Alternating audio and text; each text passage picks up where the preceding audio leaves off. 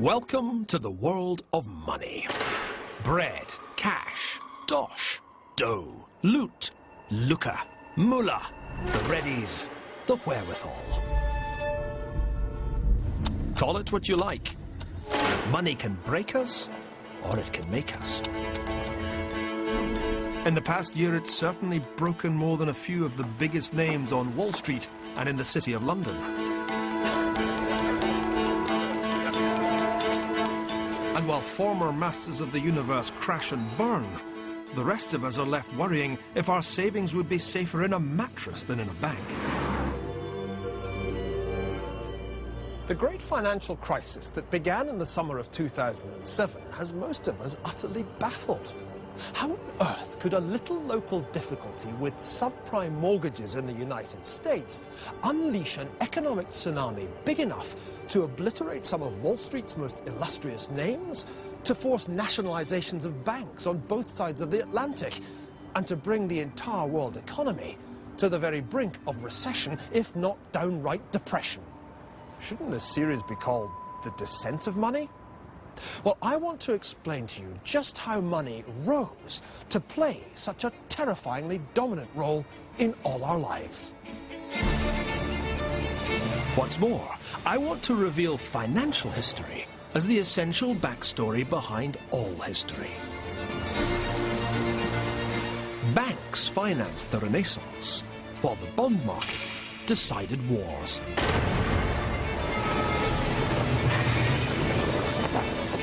Stock markets built empires, and monetary meltdowns made revolutions. From ancient Mesopotamia right down to present-day London, the ascent of money has been an indispensable part of the ascent of man. But money's rise has never been a smooth upward ride. As we'll see, financial history has repeatedly been interrupted by gut-wrenching crises, of which today's is just the latest. From the fluctuating prices of the homes we own to the high-speed industrialization of China, the power of finance is everywhere we look, and it affects all of our lives. But are you in on the secret?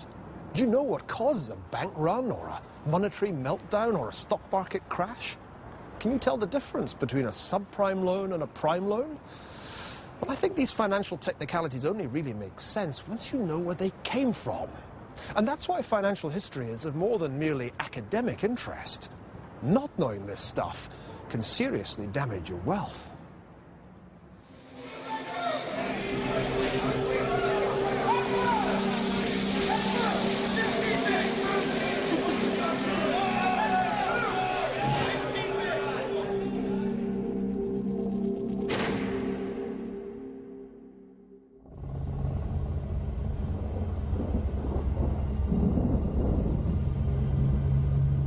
Crisis or no crisis, the amount of money sloshing around planet finance still boggles the mind.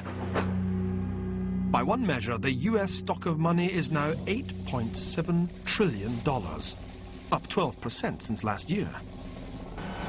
And some people are still pocketing a huge share of that cash. Last year, despite the onset of the biggest financial crisis since the Depression, his hedge fund paid George Soros a cool $2.4 billion. That's roughly 41,000 times more than the average American family earned.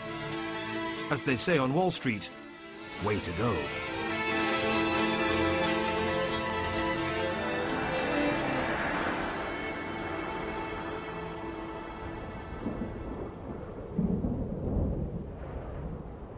Now, however, imagine a world with no money. 500 years ago, the most powerful society in South America, the Inca Empire, had no real concept of money.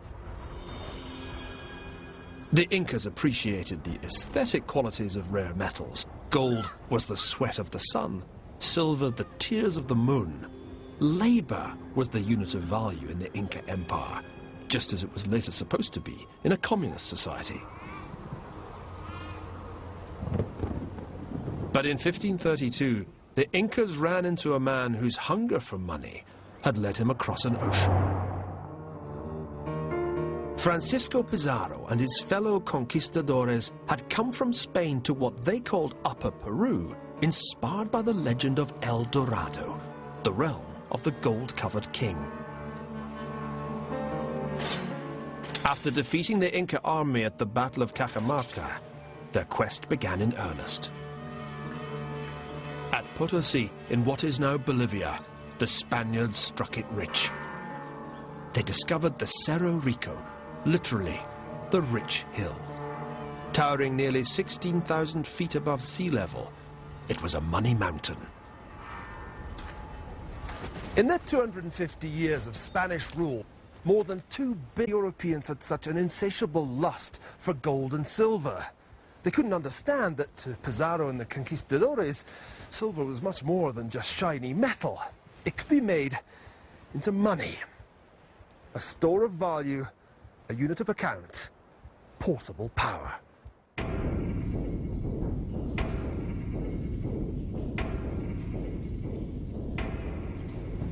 I must say, I find this place pretty harrowing. The Spaniards had a system of forced labour, which meant that every able-bodied male in the native population had to do a stint down these mines. And you can see why 1 in 8 of them didn't survive the ordeal.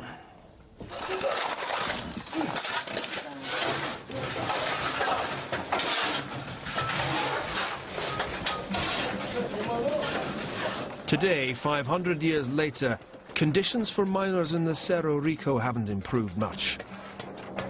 But at least they get paid for the work they do.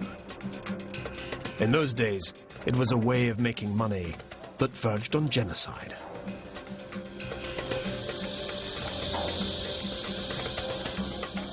The silver ore was ground up, refined with mercury, and then shipped to Europe as bars and coins. Empire, it seemed, had made the Spanish crown rich beyond the dreams of avarice.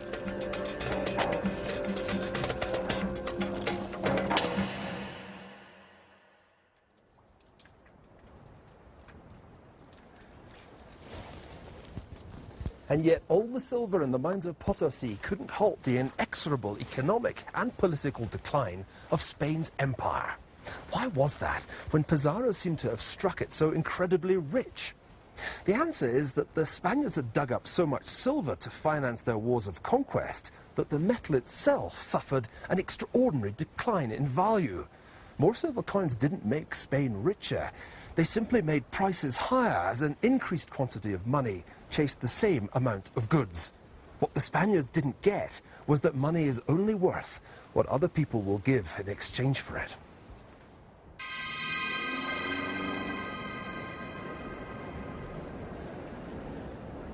And whether money takes the form of silver coins, seashells, bars of gold, or banknotes, that's been true from ancient times right down to the present day. Even lumps of clay can work better than silver coins if people have enough confidence in them. In ancient Mesopotamia, nearly 4,000 years ago, people used clay tablets like these ones to commit themselves to particular financial transactions. For example, this one, found a little southwest of Baghdad, specifies that a debtor will repay a lender 330 measures of grain on the harvest day. But this one's even more fascinating, because what it says is that a debt of 4 measures of barley should be repaid to the bearer of the clay tablet. And it's that idea of repayment to the bearer that really fascinates me. If the phrase sounds familiar, then it should. Just take a look at a £20 note.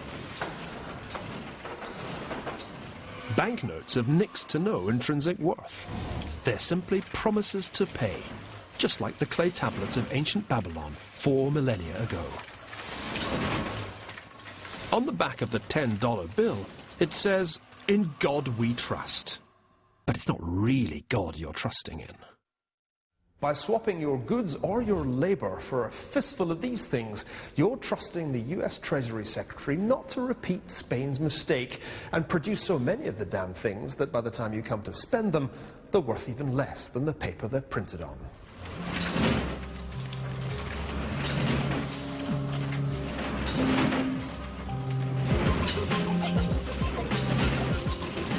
Today, we're quite happy with paper money. Even more amazingly, we're happy with money we can't even see. Millions of dollars pass through this woman's hands every day. Or rather, across her computer screen. She's a foreign exchange dealer whose business is literally buying and selling money. Each day, around $3 trillion changes hands in transactions like these around the world. And it's all built on trust. It has to be when you can't even touch the stuff. That's what the conquistadores got wrong. They failed to see that money is about trust, even faith. Trust in the person paying you the money. Trust in the central bank issuing the money. Trust in the commercial bank that honours the cheque. Money isn't metal, it's trust inscribed. And it doesn't much matter what it's inscribed on. Paper, silver, clay, or a screen, provided the recipient believes in it.